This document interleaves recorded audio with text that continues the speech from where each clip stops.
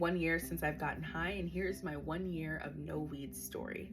Weed for me was never a really big deal. I was in LA.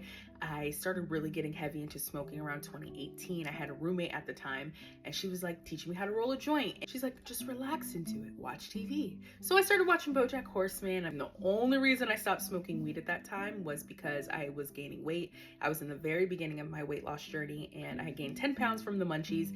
I couldn't control myself, so I said, you know what, I gotta put the weed down. I'm getting too many munchies. Fast forward to 2019. 2019 was like prime time. I know people love 2016, like it's the best year ever, but 2019 was really that girl. We had city girls, we had Megan Thee Stallion, we had Cardi B, everyone was twerking some, everyone was outside, everyone was getting drunk, getting high. Like 2019 was epitome of fun. Toward the end of 2019, I decided with my best friend at the time that we were gonna be a rap duo. We had already associated ourselves with a music producer, and we were hanging out with him, which kind of led us to this idea.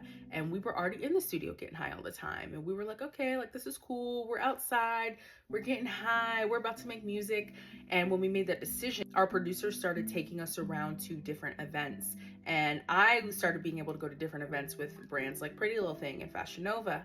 And we're in these environments where we have these major artists, these major celebrities, and then their entourages, and everyone's just getting high smoking weed, which is very culturally acceptable. Weed was just legal. It was just something that you do, especially it grew when I started doing music. And at the time too, I was producing TV, and weed was very present on set. I did not find myself bringing it home though a lot. I didn't find myself being home just smoking after that. And at the time too, I was dating someone who lived a sober life, so it was easy not to bring it home. I was like, whatever. Fast forward to 2022, I had officially just moved to Baltimore, and I'm in Maryland, and I'm finding my two best friends. And first time I've experienced people who just get high off edibles. We had a blast. We were having so much fun.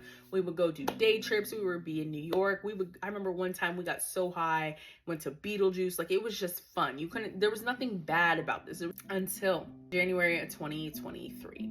I hit a huge wall in my career, and I made a really, really dumb decision. And I was so embarrassed, and I had so much shame and so much guilt, and I was really disappointed in myself.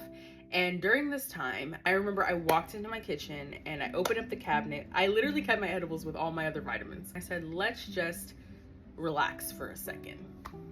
Well, that turned into months and months and months of numbing. I had so much I was carrying on me that for me, it would be like, wake up, have half the edible, go watch BoJack. And then I remember one of my best friends was also going through like her own work crisis and feeling really lost, and we didn't know what was really going on or what we were doing. And it became this thing where she would just stay at my house on a bender, and like we would just stay at my house for a week or 2 weeks. She would be there, and we would just be high all day watching BoJack, getting Go Puff, and just like not dealing with what we're going through. Me and her were starting to distance a little bit. In the distance, I was hanging out with my other friend, and we were having these conversations just about God, and we were on very similar spiritual journeys at the time, and learning so many things and learning about the authority and power of God. In the conversations with him, I wasn't really smoking as much. I didn't really want to get high by myself, so I wasn't smoking as much. And I remember I started having dreams, like succubus and incubus dreams, and this is like really spiritual, but this is my truth. And they were really scary, and I was like, God, I don't know what these are. And I had my friend there. I believe everyone in your life is there for a reason. And he was like telling me like what an incubus is, what a succubus is. I'd never experienced that.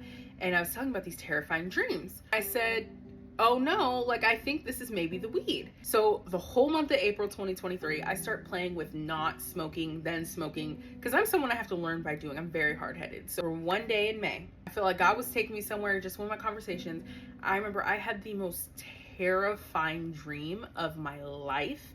I was not sleeping in my own bed. At this point, I had moved to my guest room because I was convinced it was my bedroom. I was like, it has to be something in my room. Like there has to be something in my house. And I was sleeping in the guest bed. I had the most terrifying dream of my life. I wake up, I call my friend, and I say, hey, I think it's the weed.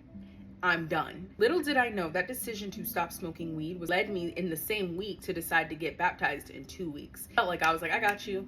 I got you. I just need you of sober mind. And now the things I know about being of sober mind and dealing are so helpful, because back then, not smoking weed and not numbing anymore meant I had to deal with the things I was numbing myself from. I remember one day I had walked into the kitchen to go back to the vitamin closet, and I was like gonna grab the edibles that were still sitting in there, and I was like, no, I don't want to have them. I was like, I went to go give them to my friend, and they were hard, like they were old, they weren't good, and I was like, I just felt this relief of like like it's old.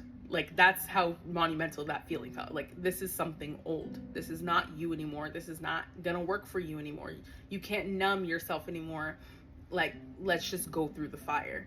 There was so much growth I had to allow myself to feel. And it also showed me that everything's a choice. Like growth is a choice. Just because you're given the opportunity to grow or going through something doesn't mean you will take the opportunity and the hard thing to do, and you won't always want to do the hard thing. I never thought I'd be making a video like this, and little did I know that decision I was going to make a few months later, my partner decided to stop weed as well, and his 1 year is going to be coming up soon too. So it is incredible to just know how your decisions impact yourself, but the people around you. It feels good to be a billboard in that way. It made me excited too about stopping alcohol, because that took me a little bit longer to stop drinking, but the stories I'll tell one day, you'll understand why. It was much worse than my weed experience, and I'm grateful my weed experience never got worse than it did, because that was already bad enough for me to be like, I'm good here. So for that, I'm so grateful, and I'm grateful God took me through that journey.